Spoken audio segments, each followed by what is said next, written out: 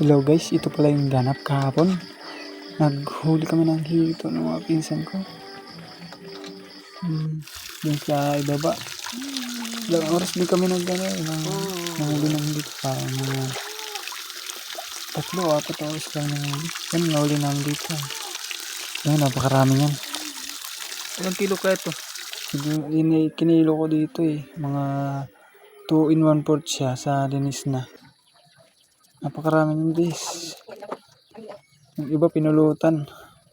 Kumila ng tuba. Tito ko. Pinulutan namin yung iba. Kasi napakarami ng hito na yan. Yan, pagka-uwi ko, niluto ko na rin yan dito sa bahay. Tumakad yung pinsan ko.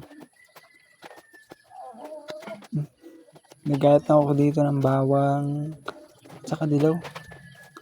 Wala lang kasi kami luya. Ganda sana rin kung may luya. Medyo pa dito yung dilaw. Medyo bata pa yung dilaw. O konti lang pati yung sili. Parang hindi masyado tumalab sa sa niluto ko. Ito rin, ilang piraso lang yun. Naliliit pa. Maganda sana yung malalaking sili.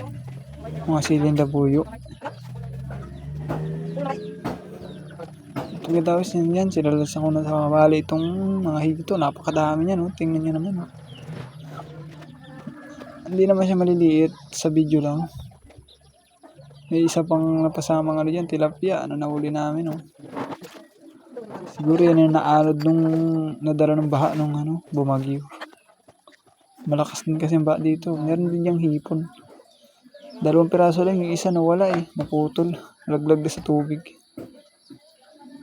Yan, lagyan na natin dito yung mga panamya. Bawang, at saka itong dilaw. Luyan dilaw kung tawagin. Dito naman yan, lagyan natin ng asin. Para may lasa itong ating niluluto. Saka nilagyan ko na rin ng suka. Sasaingin natin ito sa suka para mawala yung lansa niya. Ito, sinalang ko na siya. Unang bukas. Hindi pa pala nakulo. Pangalawang bukas. Kulo na. Taran. Papakatihan lang natin siya. Guys, yan pagkatapos ang kulo nito is lalagyan na natin ito ng gata. Medyo madamdam pa yung tubig nito. Antayin lang natin itong kumati. Tapos lagyan na natin siya ng gata. Para mapulutan na yan. Tingnan nyo naman, dami yan. Mukha lang kukunti sa video. Pero napakadami talaga niyan. Hindi mo kalain namin ganyang karami mahuhuli namin sa ilog. Bagong baka kasi. Yan dito nilagyan ko na siya ng gata. Gating gata lang yan.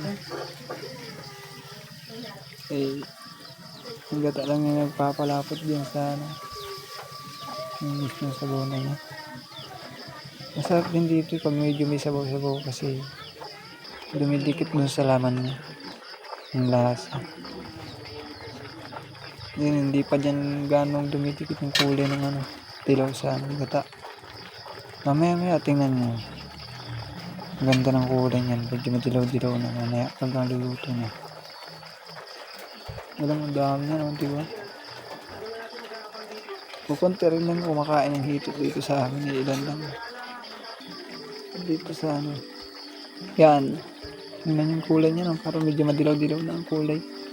Kumulay na yung dilaw. Luyan dilaw. Kumulay na siya. Yan, video. Pinakati ko lang dito siya ng konti.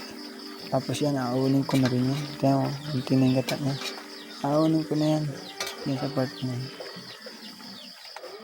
Para naman matimusa na. Yan. Ito na yan guys. Ayos na yan. Hindi lang masyadong tumalab yung halang ng sili kasi kukunti lang yung sili. Okay guys, thank you for watching.